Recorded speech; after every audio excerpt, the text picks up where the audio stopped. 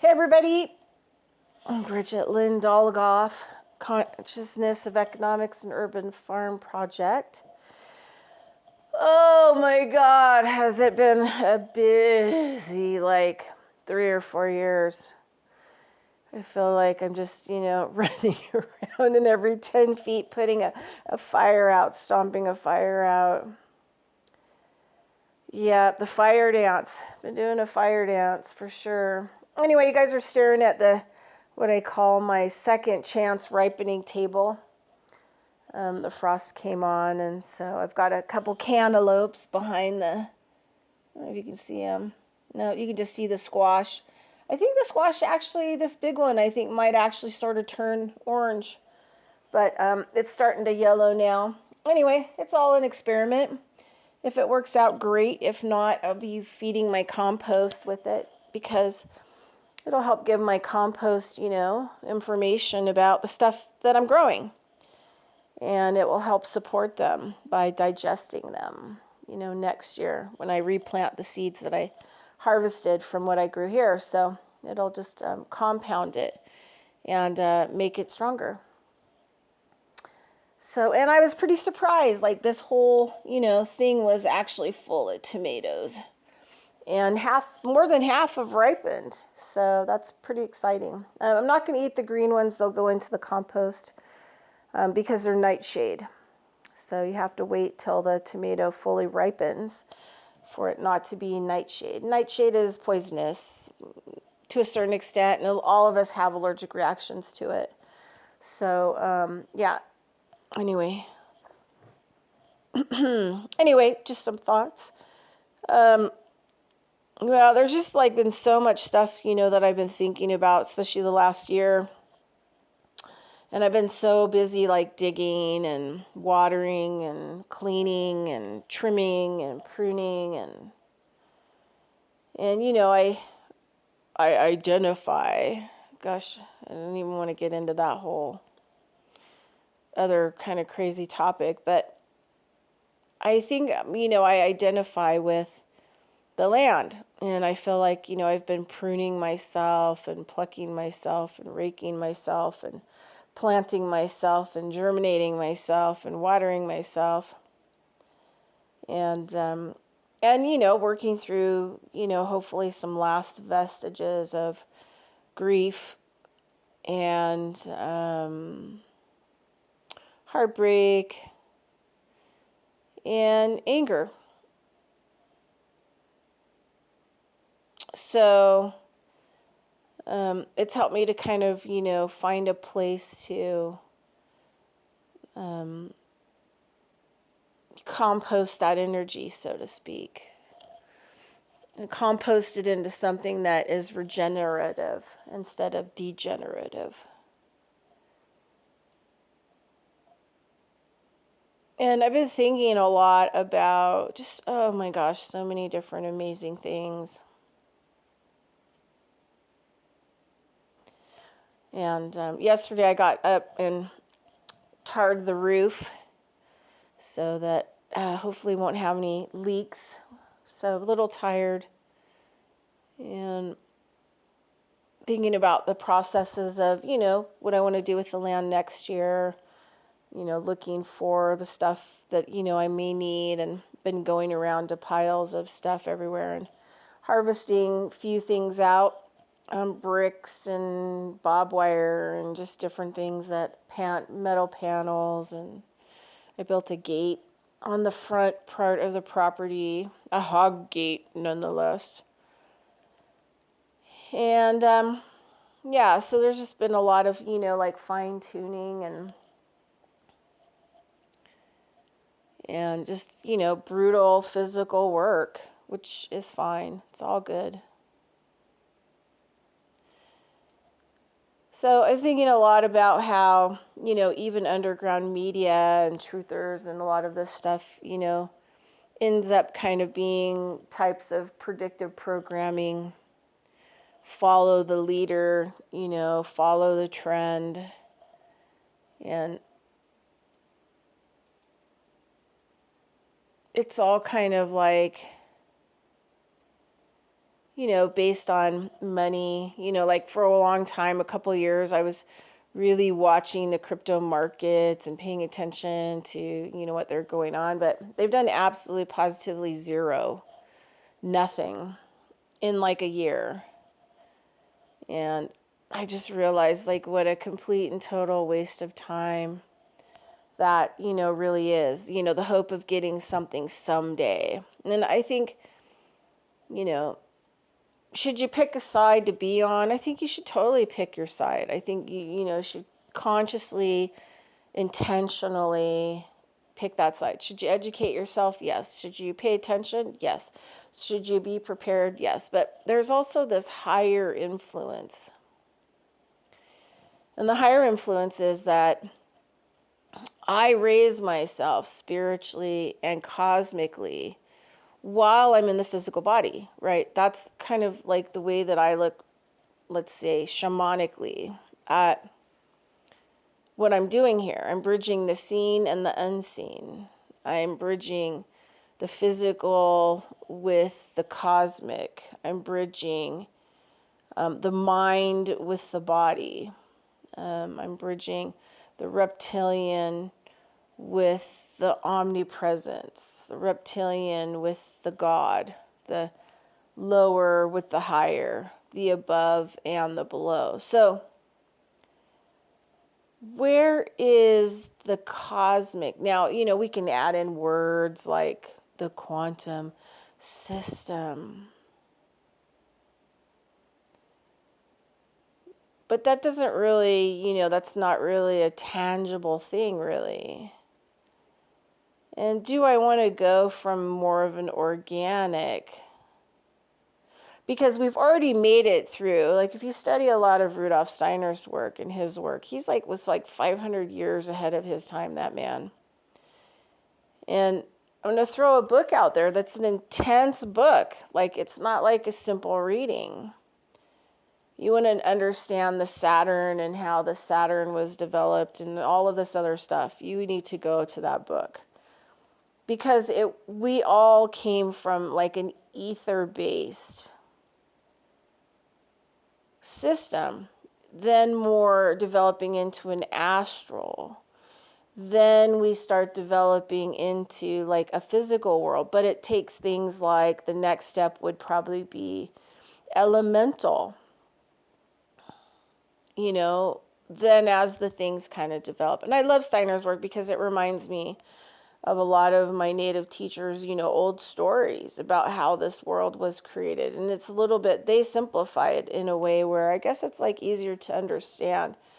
And it's also why they base, all my relations, mitaku asen, that everything's my relations, because I was born of it, right? I couldn't exist physically because I'm mostly elemental.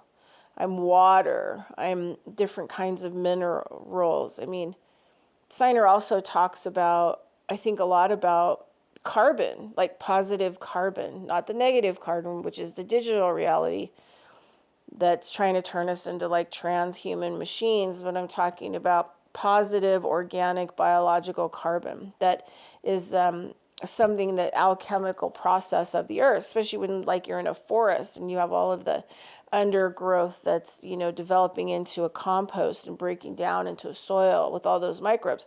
It releases like positive carbon. And if you've ever been on a really good organic farm, I mean, your health just accelerates because of all the positive things, carbon things that are off-gassing positive carbon. You're uptaking it in your skin and your lungs and your digestion and your food and the water, versus the digital or the negative carbon reality that is being, copy pasted over the organic biological one. But he talks about carbon, carbon is the form, like it develops the form. Well, what is the form? Well, each tree kind of has its own form. So it needs a basic, structures, it needs a basic, carbon in order to be able to fulfill what its coding wants to fulfill. And then, like our bodies, and we see why people are like really kind of mutating and morphing, and we're seeing a lot of genetic and chromosomal stuff going on, is because the positive carbon isn't available. I mean, they're even like using carbon-60 and stuff like this, and for longevity, and it does amazing things. Like carbon-60 will regrow your hair, it'll darken your hair, it's amazing stuff. Give it to an animal, it's like kind of mind-blowing. But it's because we're missing that carbon in our environment. So anyway, so then the other one, the big one, is the silica, and that's the structure, the crystalline structure that's within anything. And silica has this crazy relationship. Well, one of the plants that really taught me about silica and water was horsetail plant, which is like one of the oldest living, plants from supposedly the dinosaur era. But it's a very old plant in how it lives, and it doesn't have leaves. It doesn't do photosynthesis. What it does is it puts water beadlets out along its body, and then it captures the sunlight in it, and it pulls silica up from wherever it grows. So wherever it's growing, it tells you that there is a lot of available silica, because it's uptaking the silica in order to work with the water as a reflective mirror, right? Like a little solar type panel, crystalline solar panel, and water being the binder. And it puts it out to capture it in the sunlight, and then it, at the end of the day, swallows it back up.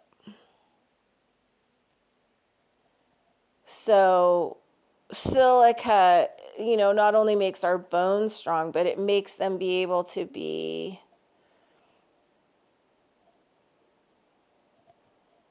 antennas and receptors, and also generators of information.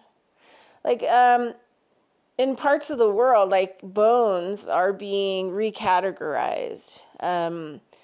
This kind of stuff doesn't, we don't have it in America, but because what they have found is that bones, when you're having like a really hard, long period, stressful time, the bones will start to almost rattle, but you won't see them rattling. More like on a frequency level. And then what happens is that if the stress is, prolonged and severe, the bones will start releasing a hormone. And I think it's called like osteocalcin or something like that. Callus and osteo, something like that. And so it's more like on a frequency level. Like the bones are giving out a distress signal to the universe, right? They're giving out a distress signal.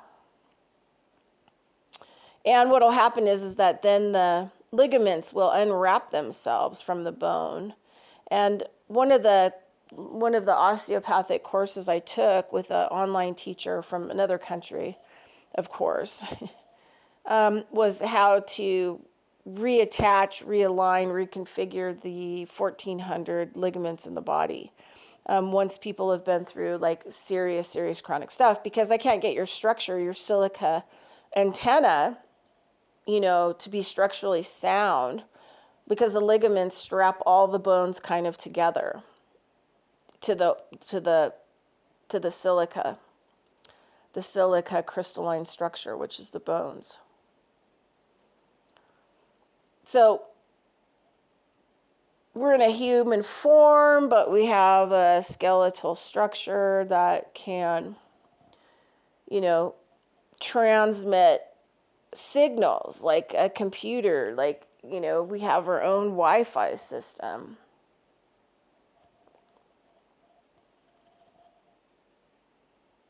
But, we don't really understand how that works, how our body works with the above and below process, and kind of like where we need to be emotionally. So one of the things that I'm doing is, well, I'm not a good meditator, but I do take a period during the day where I'll lay on the ground and do some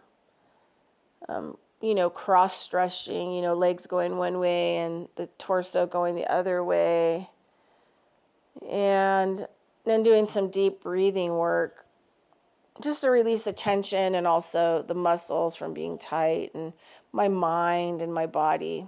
Maybe I'll even take like a 20-minute, little snooze, and then I'm up and ready to go again. But I do more of that. I'm also, I'm getting into the phase now where I'm cooking more warm foods, which means, I want to cook squash soup or cook squash, or, a lot of warm kind of meals that I want to take time to prepare, or that take more time to prepare. More teas that are helpful, more anti-inflammatory tea, just to kind of, help the body and cool it off from the summer so that it's not going into winter,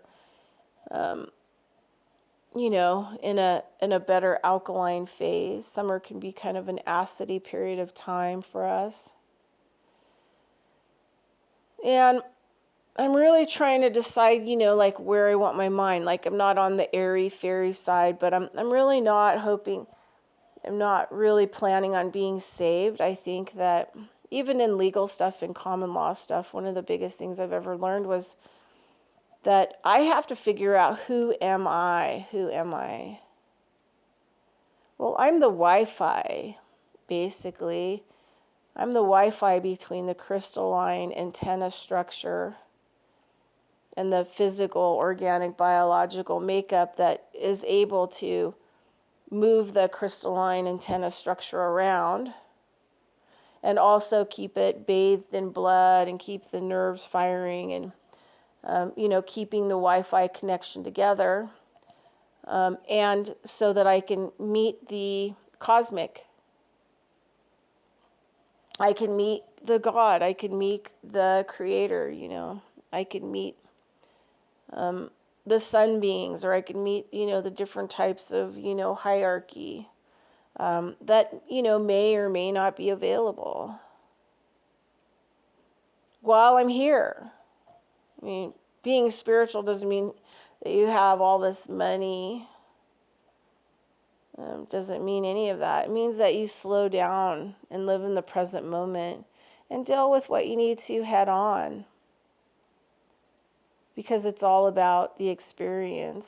And, I think if we get out of our mind about what the experience should be like, especially the programming of it all.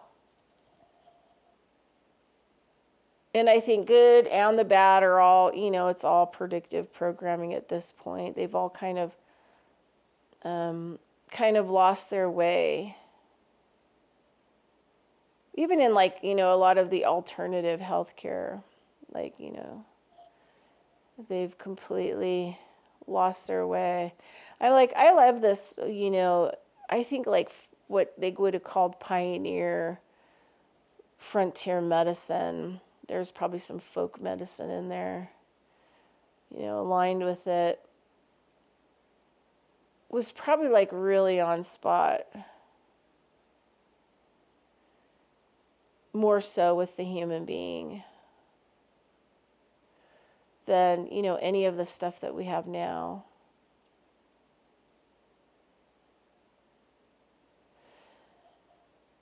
Anyway, I don't know if I really talked about the stuff I really wanted to talk about, but today, sometimes I still wish I had my radio show or whatever else, because I would, talk about something, but I'm kind of glad that I don't have a weekly radio show that I have to show up to, because it was kind of getting in the way of me getting the things done that I needed to get done for my human being self, to be able to to live. And I needed that time and to go back to school because, I'm always in school. I'm taking the second year winter program I'm calling it the esoteric lessons of biodynamics with the guy. And the course is called Expansion of the Cobort's Agricultural Course with a guy out of Italy. And we're doing he's just, yeah. So I have 20 courses this year of that. Last year I had 20 courses, and this year it's pretty intense information. It takes Rudolf Steiner's work to like a whole other, like bringing the cosmos to the land instead of making things to regenerate the soil and homeopathic remedies to communicate with the cosmos. Now we're bringing the cosmos down and also bringing up to the cosmos from the original structures of the biodynamic homeopathic understandings. So it's just like mind-blowing, but I just needed more time. I just didn't have enough time cleaning up this property and trying to, especially getting it winterized and trying to get it fenced off and secure. And I still have a big wide open hole in the fence next to me, and I still have the pack of coyotes, some of the coyotes wandering in here. They did this kind of a funny story, and then I'm going to let you guys go. But I put a big front kind of piece in the fence there because the whole driveway was open. It was a pretty big hole. The coyotes were coming in here in the middle of the night. I don't know exactly for what. Well, I've got 2 wildcats living underneath the house, which are good. And then I've got my dog, and I have a lot of birds because, they love my place. And I have a little water bath for them now, too. And so I fenced it all off, and when the fence was permanent, the coyotes came to the driveway thinking they could come in because this is one of their stop-off points. And they couldn't get through, and so they actually took a poop outside. They pooped right outside the fence, kind of like saying, well, F you, lady. So now they figured out there's a hole in the property next to me, and it's not completely fenced off, and so they were on one of them was on the porch last night, and I could hear him. So anyway, I guess, maybe what I'm saying is that, who are you? What are you? And how are you designed? And not to be involved with a lot of the programming.